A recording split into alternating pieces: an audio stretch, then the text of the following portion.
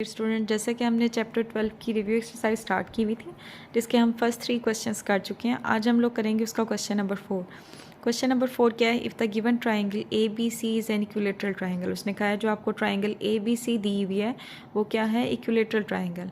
अब आपको पता होना चाहिए इक्विलेटरल ट्राइंगल कौन सी होती है, वो जिसकी तीनों साइड्स की लेंथ इक्वल हो, और तीनों साइड्स की लेंथ इक्वल हो और तीनों एंगल भी इक्वल हो।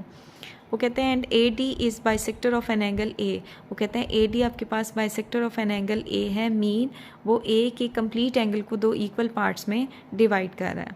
Then find the value of unknown x naught, y naught and z naught. हमने unknown x naught, y naught और जेड नॉट की वैल्यू फाइंड करनी है। हमें गिवन ये है कि triangle A B C equilateral triangle है। ठीक है, तो देखते हैं इसका प्रूफ क्या होगा।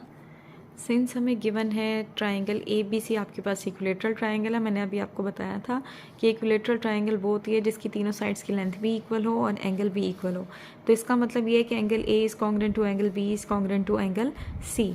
अब हमें पता है since sum of angle in a triangle is equal to 180 degree, triangle में तीनों एंगल का सम 180 डिग्री के इक्वल होता है। अब क्योंकि ये इक्विलेटरल ट्राइंगल है तो हम 180 डिग्री को 3 इक्वल पार्ट्स में अगर डिवाइड करते हैं तो हमारे पास आता है 60 डिग्री। इसका मतलब ये है ए बी और सी तीनों पे एंगल क्या है आपके पास? 60 डिग्री। तो यहाँ से एम्प्लॉय क्या होगा? उसने हमें कहा था बी पे एंगल जेड नॉट है, तो इसका मतलब ये है कि बी पे एंगल 60 डिग्री है, मीन जेड नॉट आपके पास इक्वल है 60 डिग्री। अब उसने मुझे कहा है कि ए डी एंगल बाइसेक्टर है ए का, मीन उसने ए के कंप्लीट एंगल को 2 इक्वल पार्ट्स में डिवाइड किया है। तो अगर ए पे एंगल 60 डिग्री है तो मैं उसे 2 इक्वल पार्ट्स में डिवाइड करूंगी, तो इसका मतलब ये है कि X naught is equal to Y naught is equal to 30 degree, mean X naught और वाई नॉट दोनों पे एंगल क्या होगा? 30 डिग्री। तो ये था हमारा क्वेश्चन नंबर 4 का सोल्यूशन। अब है आपके पास क्वेश्चन नंबर 5। वो क्या है? In the given congruent triangles L M O and L N O find the unknown X and M.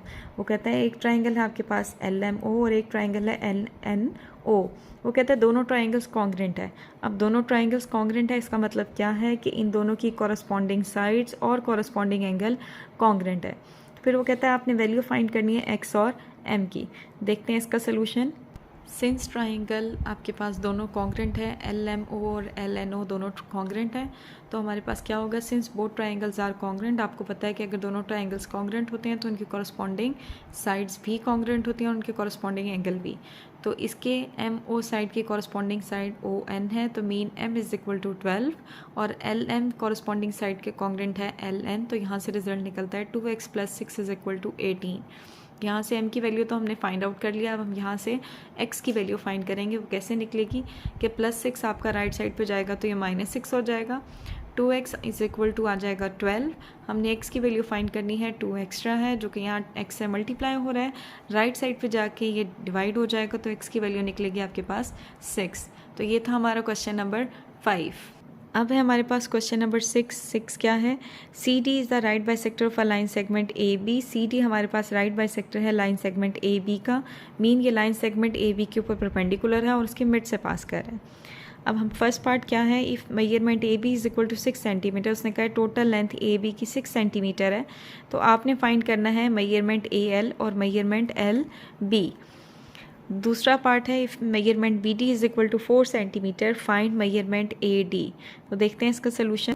जी, तो फर्स्ट पार्ट है आपके पास, हमें गिवन है measurement A B is equal to 6 centimetre, उसने कहा हुआ टोटल लेंथ 6 सेंटीमीटर है। अब हमें ये भी गिवन है कि सी डी आपके पास right bisector of a line segment A B है।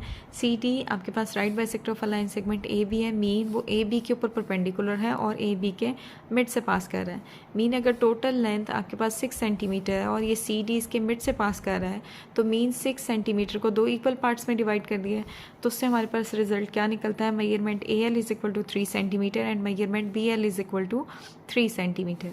सेकेंड पार्ट है आपके पास मेजरमेंट बी डी हमें दिया हुआ है 4 सेंटीमीटर, ये वाली लेंथ है 4 सेंटीमीटर, और हमें पता है कि सी डी आपके पास right bisector of a line segment A B है, मीन वो लाइन सेगमेंट ए बी के ऊपर परपेंडिकुलर है और उसके मिड से पास कर रहा है। ठीक है, अगर मिड से पास कर रहा है तो जब ये वाली लेंथ इस लेंथ के बराबर है तो ये वाली लेंथ भी इस लेंथ के इक्वल होगी। तो यहाँ से रिजल्ट क्या निकलता है? Measurement A D is equal to 4 centimetre. तो ये थी हमारे पास चैप्टर 12 की रिव्यू एक्सरसाइज के सारे क्वेश्चंस जो कि कंप्लीट हो गए हैं। तो थैंक यू सो मच।